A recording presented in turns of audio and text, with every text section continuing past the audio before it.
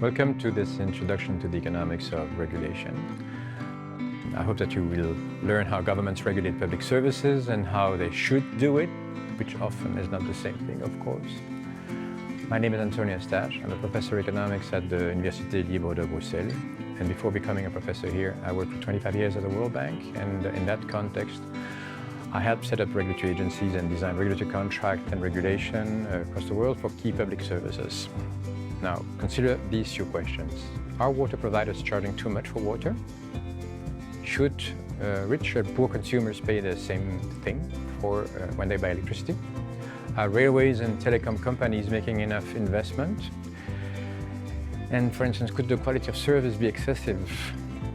Usually people think it's too little, right? So how would you answer these questions? And how would you answer them analytically and quantitatively if you had to do so?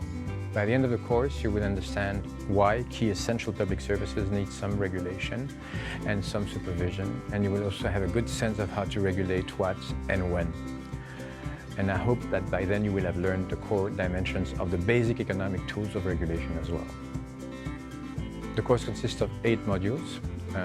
Each is made of 5 to 6 videos. I will teach most of this course, but you will also find presentations by international specialists and video clips on mathematical development. And for those who want to, you'll have the opportunity to conduct a self-assessment of how much you have learned and how well you have done so through multiple choice questionnaires for each of the modules. Whether you're studying economics or public policy or working in one of those fields in a regulatory agency or for a consulting firm, and you're interested in how theory and practice of regulation work out, you may want to have a look at this course description to get a better sense of how it is covered in this class.